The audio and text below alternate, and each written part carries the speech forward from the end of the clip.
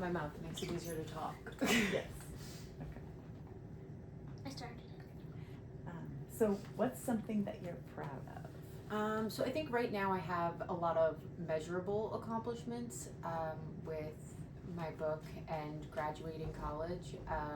But honestly, for me right now, I would say I'm most proud of myself. Because we get to have all these measurable things, right? We get to see on paper, you get a certificate, you see a book on paper, but for me, it's more about the things that you can't measure.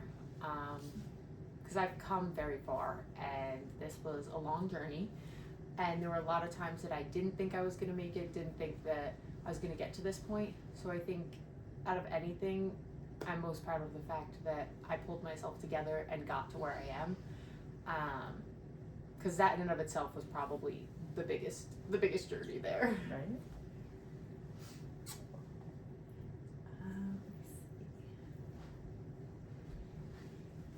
What is something that you once believed about yourself that you no longer do? So I would say I definitely used to believe that there were limitations to what I could do. That I was only good at this niche set of things, right? So now I've been able to kind of broaden my horizons a lot more, and that's been very interesting to me, because I guess I just never really thought of myself as a spontaneous person. I kind of like my rigid schedule a little bit, but so I think definitely like broadening my horizons, that has definitely helped, because I didn't really see myself going anywhere, right? I grew up in a small town, and I didn't go off to college right away. And back home, that was like, it was a little weird. The people who didn't go off to college kind of were sitting in this like very separate side of things, and the people who did. And I genuinely thought I was going to be stuck there forever. As probably most people who've grown up in a small town feel. Yeah, I relate to that. So once I left, even though I'm in another small town, but once I left, I was able to get a different perspective on my self-confidence and my abilities. So I really enjoyed that. Let's see.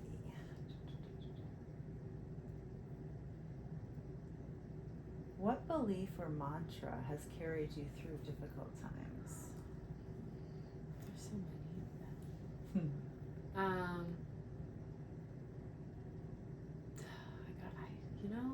See, because I feel like there's different ones for different parts of my life. We have the ones that get me through the workday, and then we have the ones that get me out of bed in the morning. But definitely one step at a time. Yeah. And just slow down. Honestly, a lot of times I think of the song Vienna, the Billy Joel song Vienna. It's been a very important song to me, specifically since I had a hospice patient that actually passed very shortly after we listened to that song together, and it just kind of reminded me to slow down and enjoy every moment of life. And so I think that I use that a lot, because sometimes I get really wrapped up in what I'm doing, whether it's work or school, or just trying to move on to the next thing so that I can continue building, but not necessarily taking the time to admire what's around me. So just reminding myself kind of in that way that there's time to slow down. That's a meaningful connection, and it's a nice thing to have.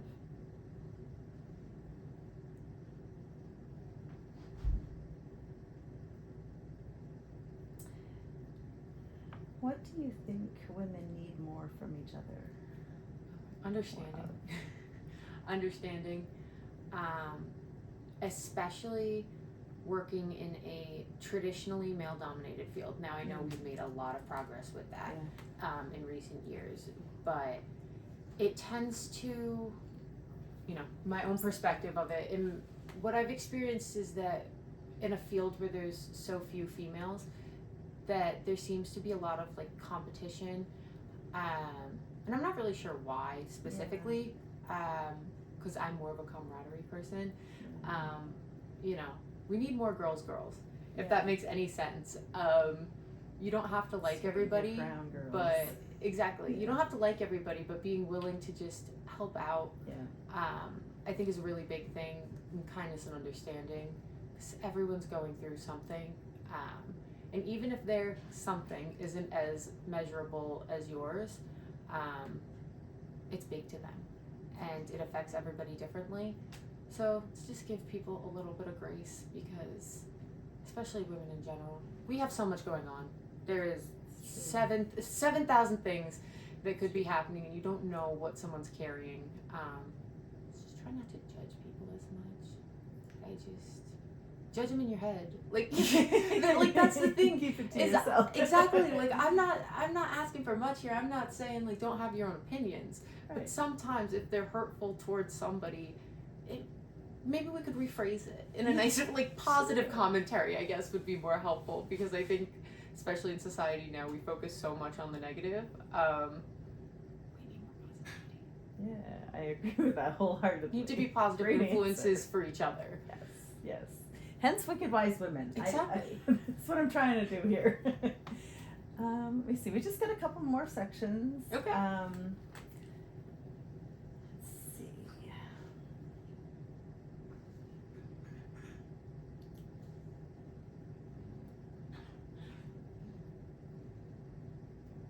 Let's go with this, especially since we have little Miss Addie here with us listening. What truth do you want to leave behind for the next generation of women? It doesn't matter. It doesn't matter. The only thing that really matters is how you feel at the end of the day. So all those little things, they really don't matter. I remember that I was having some sort of connection pretty much every day of middle school, high school. I don't remember what any of them were. And especially when it comes to body positivity, I mean, now I'm in a much smaller frame, but I used to be a much larger person, and having seen that side of things beforehand, and I grew up as a larger child, I think, don't stop worrying. I know it's hard to tell people to stop worrying because we always worry, but I tend to try and think of it this way. If you go to the beach, when is the last time you remember a bathing suit someone was wearing, right? Yeah. Wear the damn bathing suit. If you feel confident, if you're comfortable in it, as long as it's not like causing problem, like, you know what I mean? Like, I feel like there are restrictions there, you know. Sometimes we need to be child friendly. Right. But if you're comfortable, rock it. Yeah. Wear whatever clothes you want. Like, it really doesn't matter, because at the end of the day, and I think it was my mom that said it to me, is I was like, you're right. I don't remember anything that anyone else was wearing ever. Yeah. I don't remember half the outfits I was wearing when I felt extremely uncomfortable. And that I think is a really big thing for me, is the body positivity, and just acknowledgement, because growing up I was just always told that it was such a problem that it created problems for me in my adult life. So trying to curb that before it starts, I mean, that's just so important to me, is just making sure that the tiny humans have the confidence and the courage to move forward. I think you do a great job modeling that for them. Thank you. And I'm happy that you are a model for my niece to look up to. My Thank nephew you. as well, but you know, we're talking women here, so. So I think maybe we're done. Let me just kind of read.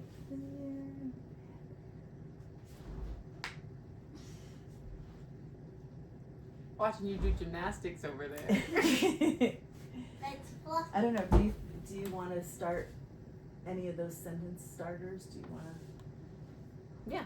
Which one? The second one. This one. Okay. So, I'm becoming a woman who isn't afraid of chasing her dreams.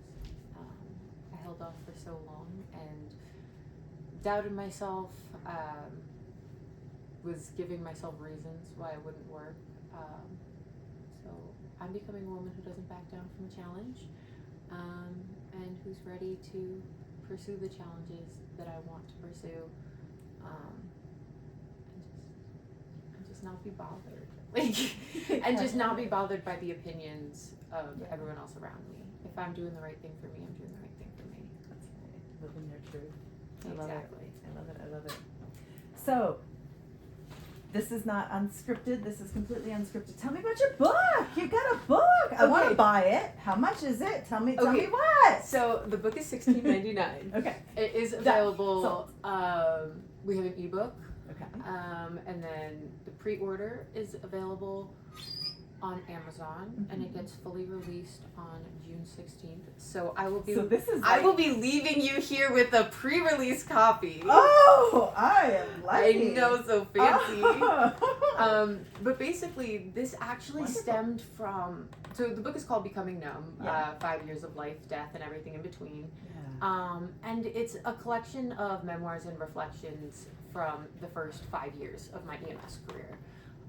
So we're at about year 6 now because Yeah. the amount of time it took me Yeah. to write this. But there's been a lot of research that's been getting done about PTSD and first responder mental health, which is something that we have completely neglected for way too For long. sure. And some of the studies are starting to show that it can only take 5 years for a first responder to become completely burnt out. Right.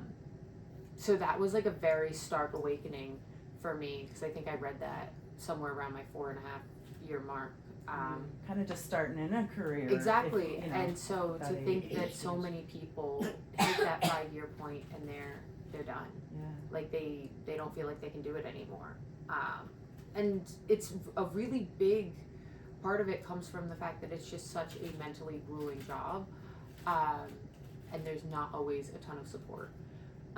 So my goal, like I didn't really have a goal with writing this, if I'm being so honest. When I was moving, so when I moved to Maine, I found all of my old journals. Now, I used to be an avid journaler. Yeah. Like Rifle Paper Company should have sponsored me at one point because they had like, I love their journals. The line spacing is just perfect for writing, but the journals that are about this big, they have like 65 pages in them or something. I would go through one a week. Yeah. Like, so I had very detailed documentation of how I was feeling that Right, entire right. like 5 years of my career.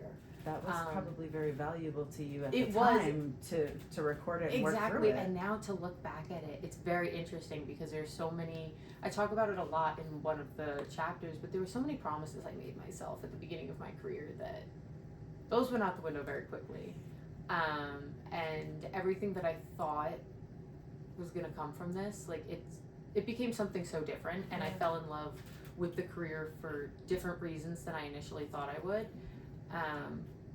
And so it's a bunch of my ramblings, and a lot of it is a lot of reflections, and I think especially a lot of people talk about the movie Code 3 that came out, and that was a really great movie because I think, obviously all movies have their flaws, but I think in terms of realism, that is the closest that we have right now of something that's been released that actually depicts more of the culture of working in fire and EMS.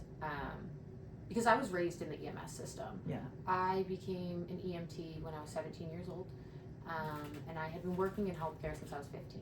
I went to vocational school while I was in high school, so when I was graduating at 17, I had my medical assistant, my nurse assistant, my phlebotomy tech, and my EKG tech, as well as my high school diploma.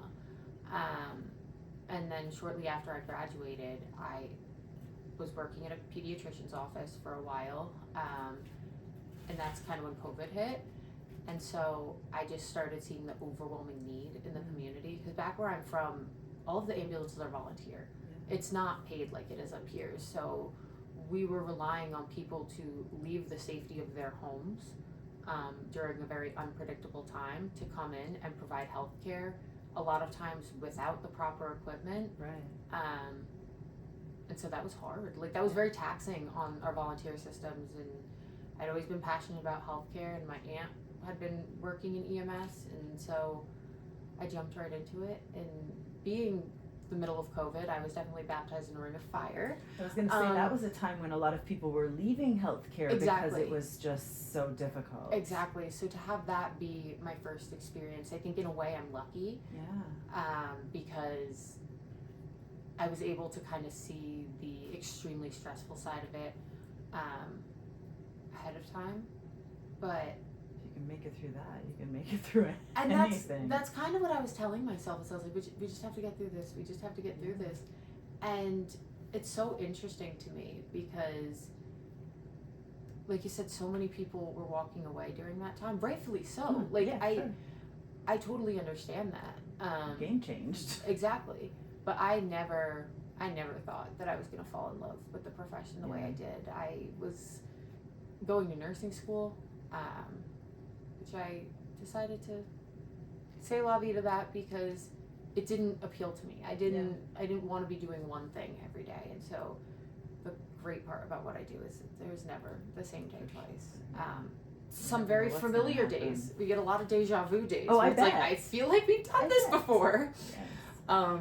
But it's never the same day twice. Having worked in the courthouse, I can relate It's to like, that kind you know, of thing. you're Like, like, I feel worked like here last month. Yeah, like I feel like we might have done this like 2 hours ago, but okay. But yeah, so it's, for me, it's just become so comforting to be around people every day. I'm around different people every day, but also it's forced me to actually work on my own mental health. Because if you don't in this field, you can't float. And whether it's 5 years, whether it's 10 years down the line, if you don't process what you see, you're gonna have an issue. And do we process it the best? No. And that's why I have a disclaimer in the front of the book. I was like, this is not mental health advice at all. I was like, this is probably the opposite of it. Because I think we see a lot of negative coping mechanisms that happen. And first responder mental health is something we're only starting to talk about now, a little bit more.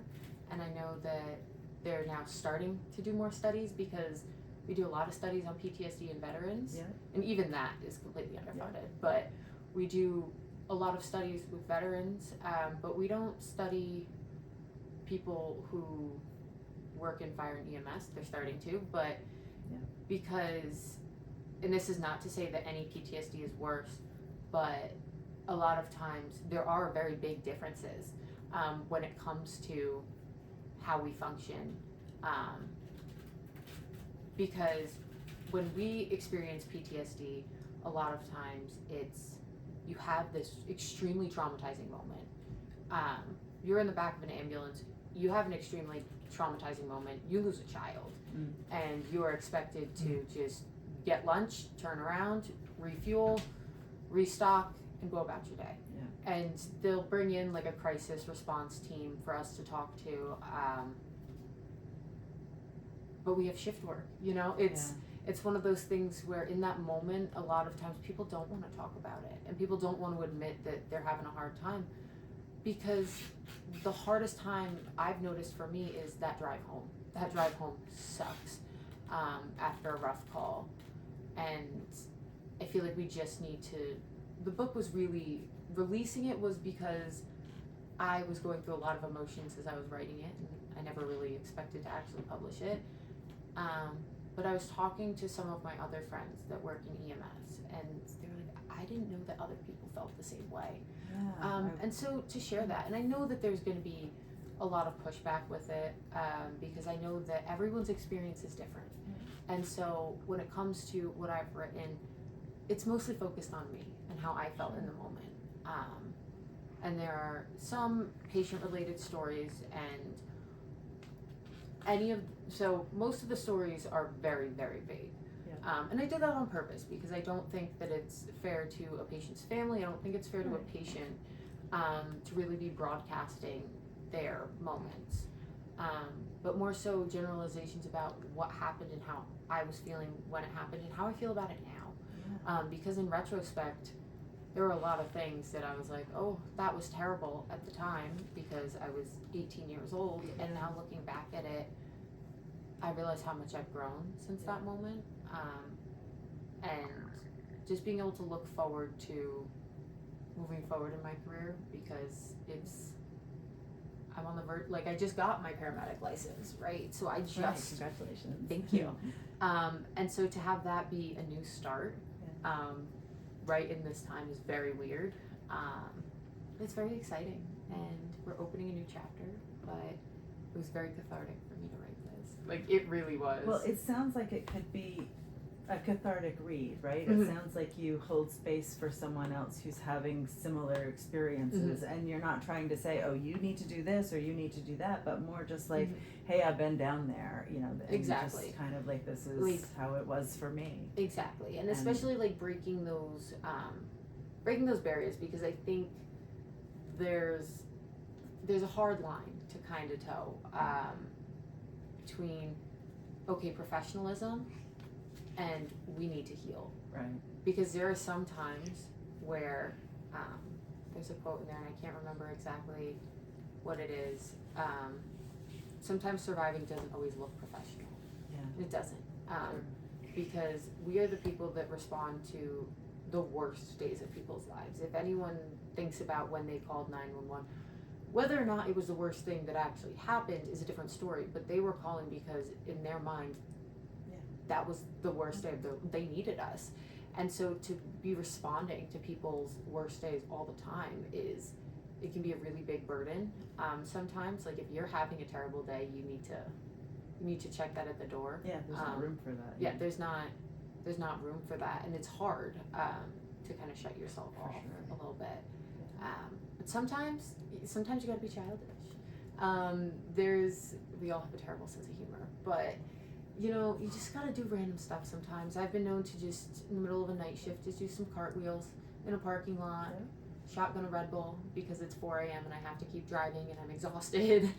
But you find different ways to get through it and making all those connections. And I've actually gotten to connect with first responders throughout the country in writing this. So that has been really great too, to expand that network. And I hope that someone is able to read this and feel less alone. Or, you know what? If this makes you laugh and be like, I'm so glad that wasn't me, great. Yeah. Like, I'm so happy for you. My mother was a nurse my whole life. People, do you want to be a nurse just like your mother? No way. No. I don't want blood and guts, and I mean, this was awful. No, you can go and do that, Exactly. and that's good for you. And I'm so glad that you do, because we need people like you. But no, my goodness, that's not. And it's one of those That's things not my where it's journey. like, if people can look at it and laugh, it's one of those books where sometimes you'll laugh, sometimes you'll cry. I don't recommend reading it all the way through in one shot. It's one of those, okay, you Some stop, heavy you stuff. take a moment Yeah. after each kind of chapter section. But it's mostly about reflection, and it's just kind of meant to provoke thought as well in other people. There is a page of mental health resources in there as well, but I wanted to make sure that we put in, especially with the first Very responders specific mental health resources, because we're seeing a lot more of those pop up now, because we take care of people's physical health all the time. We need to start preventatively taking care of mental health. The way we do preventative medicine for physiological things, we need to do the same for psychological things. But so I'm very excited about it. I'm definitely nervous. But yeah, it happened. It really Yes, I'm so proud of you. It really exists. And oh my goodness, it's crazy. Yeah. Like I never. If you asked me, Did the power just go I out? think the power just went out. oops. Is it still taking a video? Okay, good. I wondered if it was going to run out. But if you Okay. asked me a few years ago if I would write a book, no, Right. no. I would never. Now you're holding it in your I hands. know, it's very weird, and my name is on the pages, and that's even weirder. But yeah, I think it's important for the rest of the world to read this as well, or to read something like this. Yeah. I'm not saying my book is a be-all, end-all, but obviously this is going to be something that is marketed towards first responders, but I want other people to read it and feel comfortable reading it, because these are people in our community. Yeah. And these are silent battles that a lot of people are fighting behind closed doors. And I don't necessarily think that the general population realizes 100% of what we do and what we see. Yeah. And the aftermath of that. Because like I was saying before, like PTSD in veterans being different is because it's continual trauma, Right. Which is just something that's very different. And I was reading a study, and I'm trying to find the right wording because I don't want to come across saying the wrong thing, but there is but it's continued exposure. It's one of those things where you're exposed to trauma, you go back to work and you keep doing it. Yeah. So then your everyday job becomes everyday triggers. Like that complex PTSD Exactly. kind of development. And so it's very, very easy to develop CPTSD in this field. And we see a lot of people with borderline personality disorder, which is something that we see as a trauma response. For sure. Because there's a lot of people actually that have had trauma in childhood wind up working in fire and EMS because being around that trauma feels comfortable. For sure. But it's something that's hard, and a lot of people, I think, find shame in admitting that they're not okay, and they get scared that they're going to be marked as unfit for duty. And that's a real fear. It is a real fear, but at the same time, you don't want to have to be marked unfit for duty because you neglected to take care of it. But I think the big thing is we also don't notice that we're slipping sometimes, so it's important to look out for each other.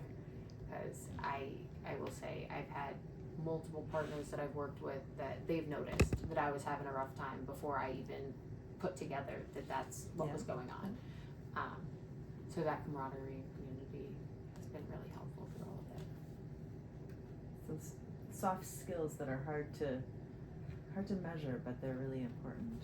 Yeah. Even in a highly technical field like yours. Exactly. It's just like the field in and of itself is just terrifying to think about. Like from when I step back after all of my training and everything and look at what it is that we are allowed to do, what it is that we do.